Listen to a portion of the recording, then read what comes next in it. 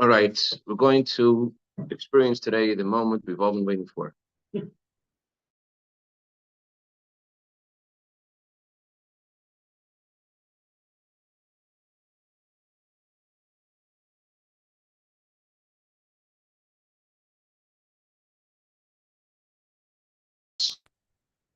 He makes it very clear that we're not performing mitzvahs because our forefathers performed mitzvahs. We don't circumcise ourselves, he gives that example, because of because Avram circumcised himself. Rather, we circumcise ourselves because of the mitzvah that was given to us by Moshe Rabbeinu, by Moses and Mount Sinai. So Maimonides is emphasizing that our onus of performing mitzvahs is connected to Sinai, giving of the Torah. It's not connected to our family, to our grandparents who kept various mitzvahs before the Torah was given. It's specifically connected to the giving of the Torah. But the funny thing is, or what needs to be explained, is that the Rambam then concludes, and that's why we circumcise ourselves like Avraham Avinu.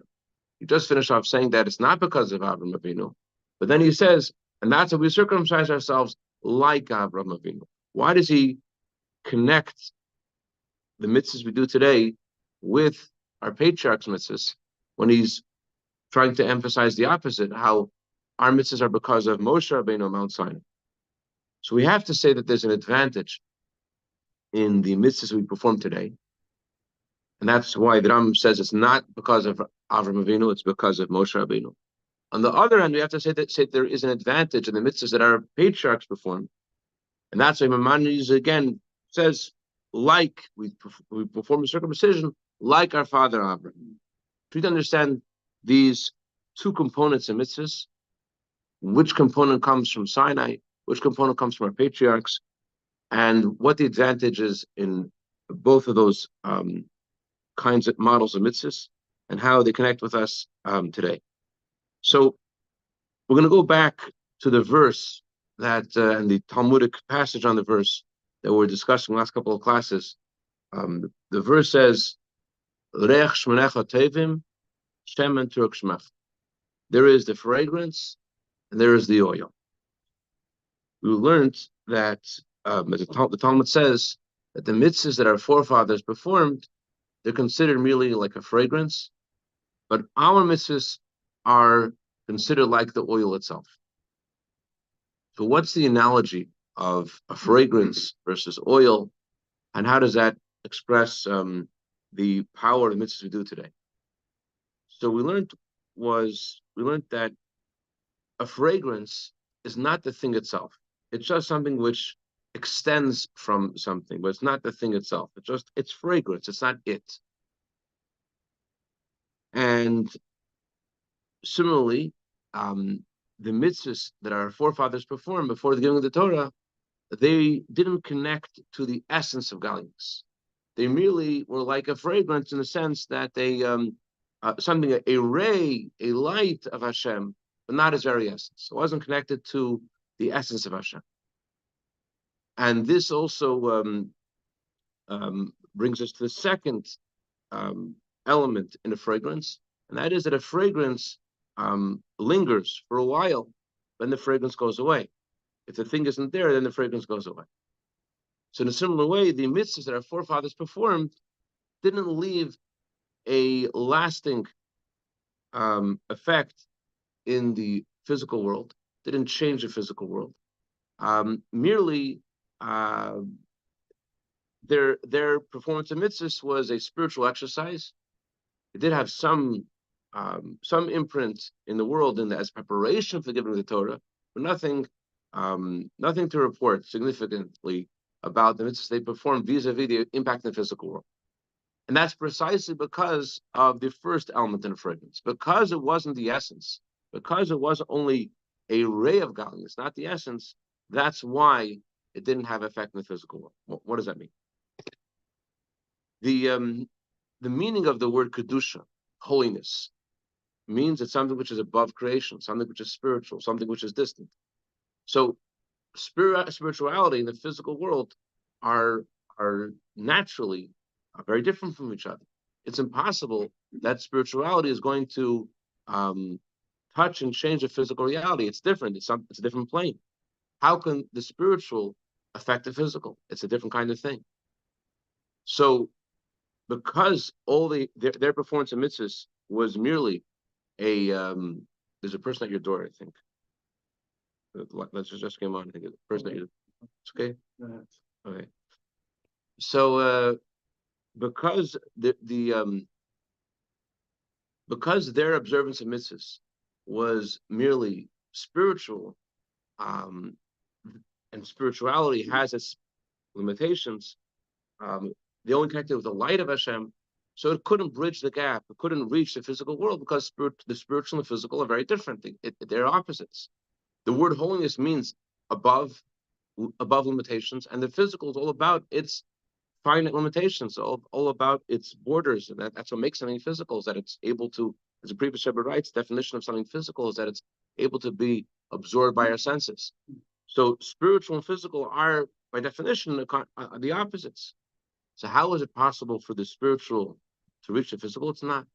When the Torah was given, the first word Hashem used and gave us the Torah is Anochi, I, my soul, wrote it and gave it. The Torah comes from the essence of Hashem. And because it comes from the essence of Hashem, therefore there are no parameters, there are no borders. When something comes from a light of Hashem, yet there's a limitation, what that light is, what it isn't. But because it comes from the essence of Hashem, who has no limitation at all, therefore the mitzvah which is given to us from Hashem Himself at the giving of the Torah at Mount Sinai, that those mitzvahs impact and change the physical world because they are the oil itself, because they come from they're not just a fragrance, but they're the oil itself. Therefore, they're able to affect the physical. Okay, so far we pointed out the deficiency in the fragrance, but there's also an advantage in the word fragrance, and that's what we're going to hone in today and see how this connects to our mitzvah our forefathers performed. The advantage in a fragrance is, as the Gemara says, a fragrance is something that the soul enjoys. As opposed to food that the body enjoys, a fragrance is something that the soul enjoys. It's interesting, it says in Polish Hasidus that the reason why we're supposed to specifically smell the summon of spices after Shabbos to revive the soul. Why does that connect to the soul? They say, the Beis Yissaschar, I think, says that when Adam and Eve ate from the tree of knowledge, so it says that they looked at the fruit, they tasted the fruit. Adam heard about the fruit. She spoke. So she famously, the snake pushed her against the tree. She held the fruit. So all the senses were engaged except for the fragrance, the power of smell. And that's why it wasn't contaminated by sin. That's why the soul could enjoy a fragrance. So the unique quality of our mitzvahs is that they're physical. The unique quality of mitzvahs our forefathers performed is precisely the opposite, is their spirituality.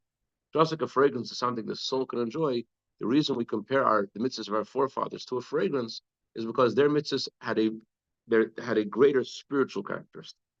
What does that mean? So briefly, we learned in the last class the passage of Masechet Makos. Rabbi Chanan ben Kasha says that Hashem gave us a lot of Torah and mitzvahs because He wanted to give us a zchus. He wanted to give us merit.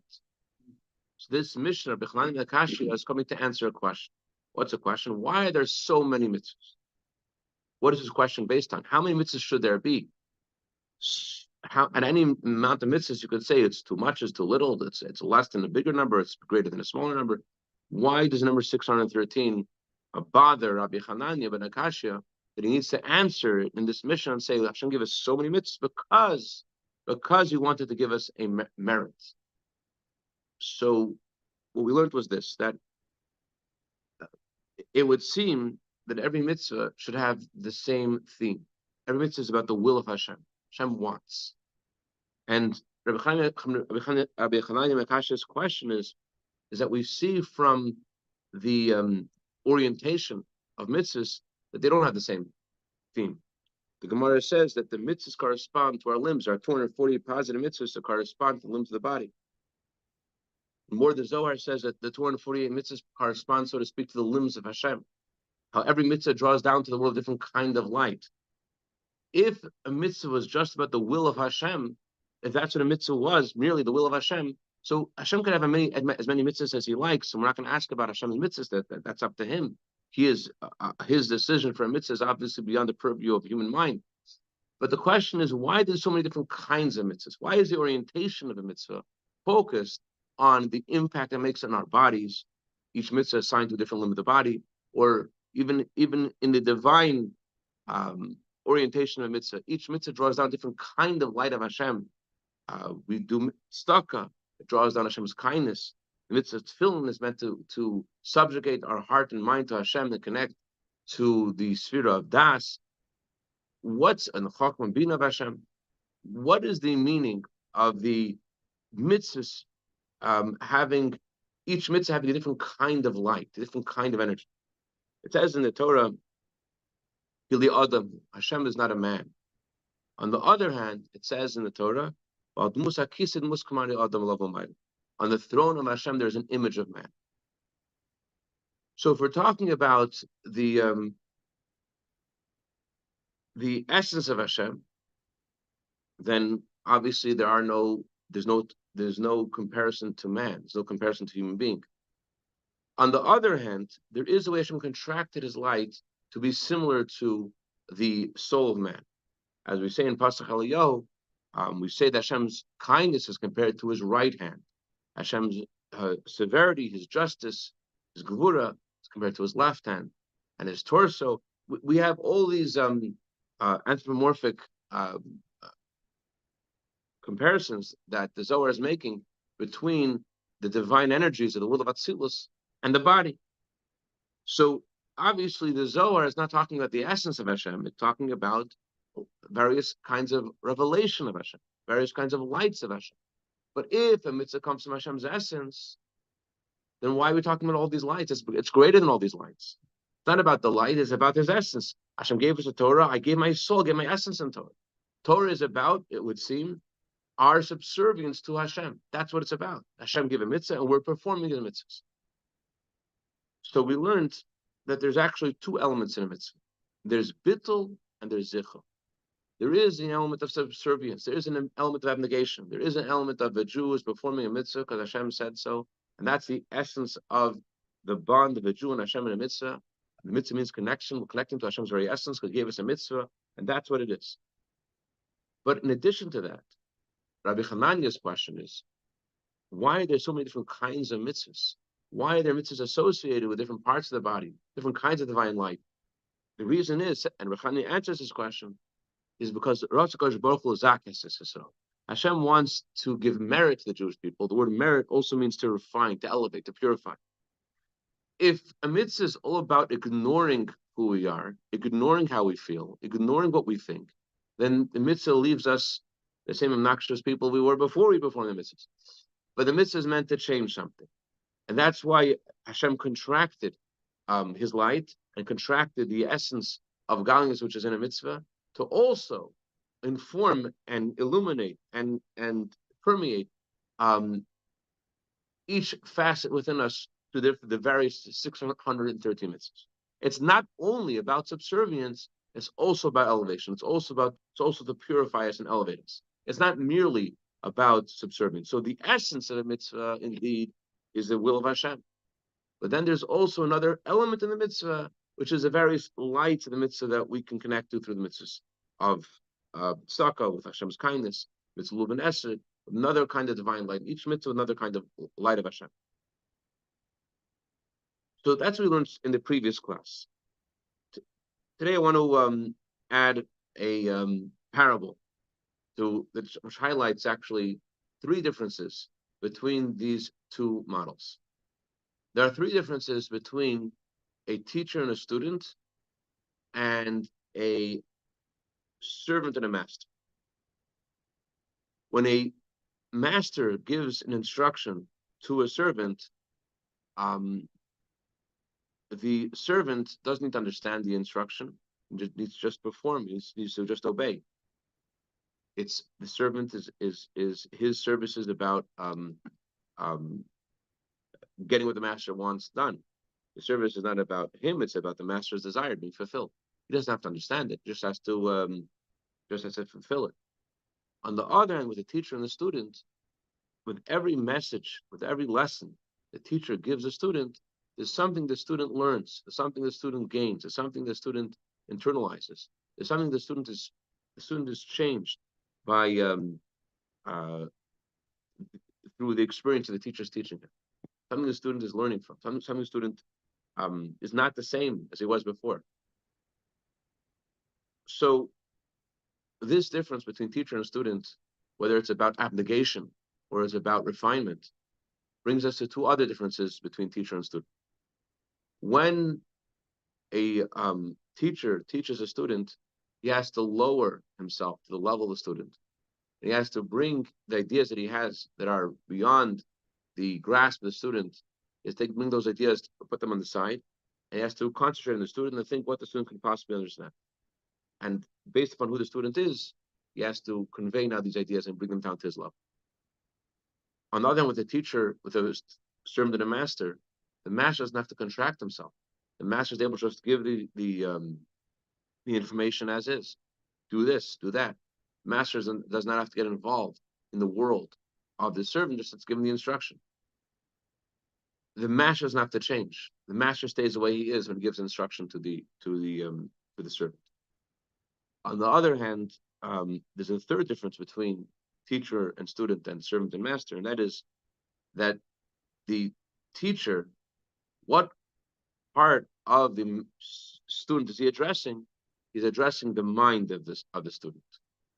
What part of the servant is a master addressing? He's addressing the body of the servant. The servant must do this. The servant must do A, B, and C. It's not about the servant's mind, heart. It's about the servant's body. I want you to do A, B, and C. The master is addressing the lower parts of the servant. So the second and third difference between teacher and student and master and servant emanate from the first difference. Is it about the abnegation or is it about refinement? Because teacher and student are about refinement, so therefore the teacher has to lower himself to the level of the student to relate to him, to elevate him. Similarly, the student, what part of the student is being spoken to? The higher part of the student, which is able to appreciate and internalize the lesson and to be elevated by it.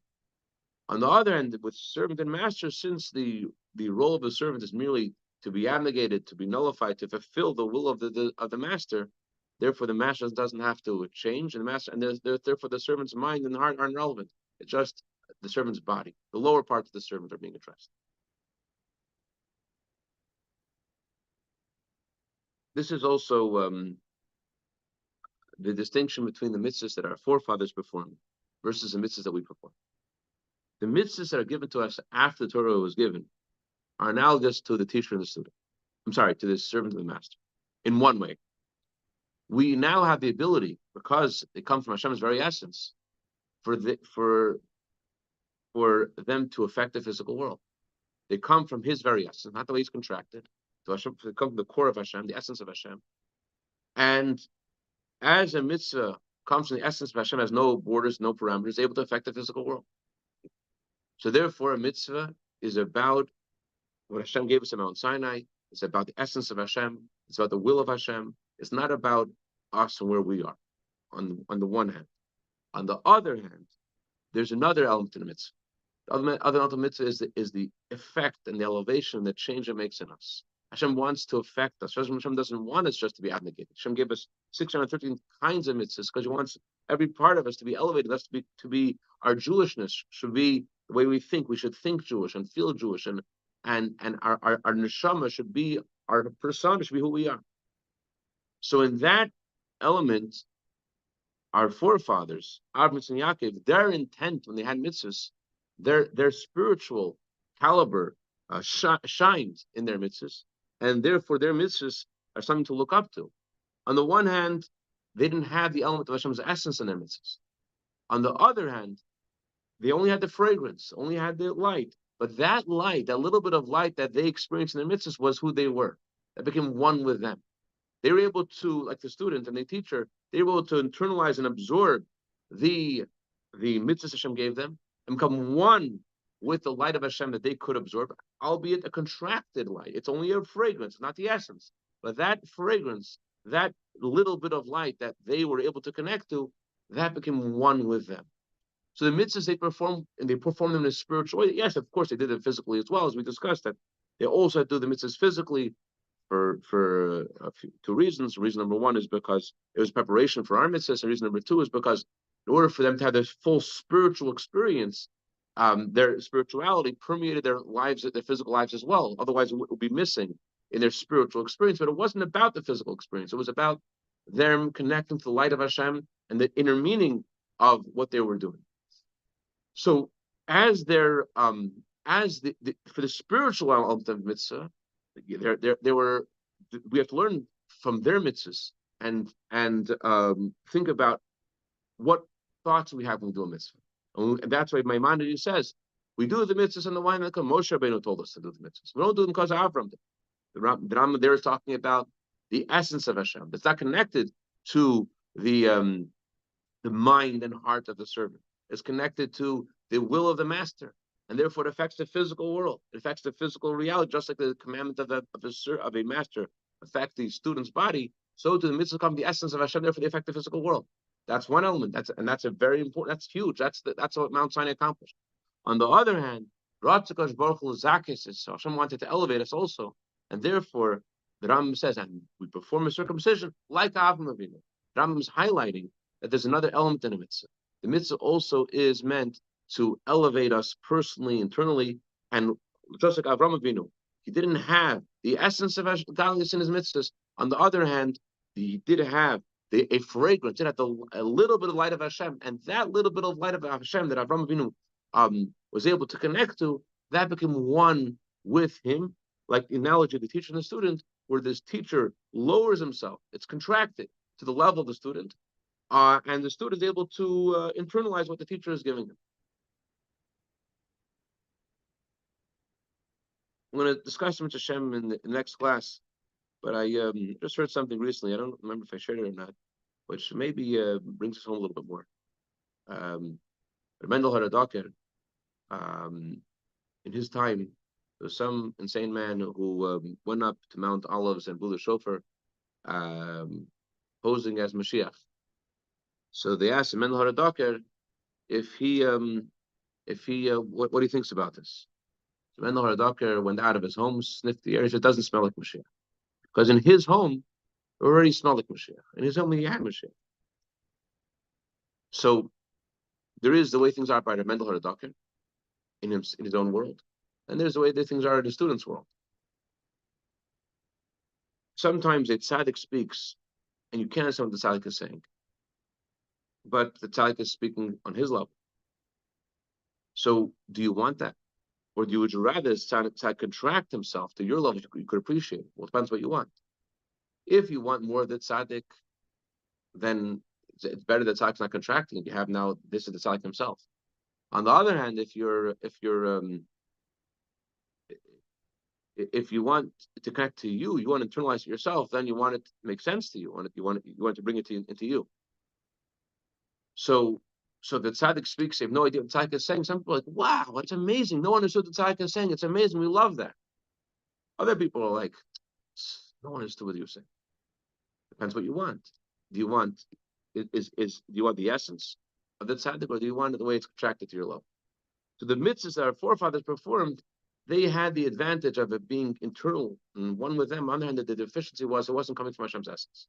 Mitzvahs we performed, they're physical mitzvahs, but the advantage of the physical mitzvahs is to connect to Hashem's essence. Yes, our mitzvahs also have a spiritual component too. We have to also have the intent of our mitzvahs, which we learn from our forefathers. We learn from their mitzvahs. We'll continue in the next class. A mitzvah, the Alter Rebbe compares to a diamond. A diamond is a very physical thing, yet why are diamonds so precious? Alter Rebbe writes in Torah. Why are they so expensive?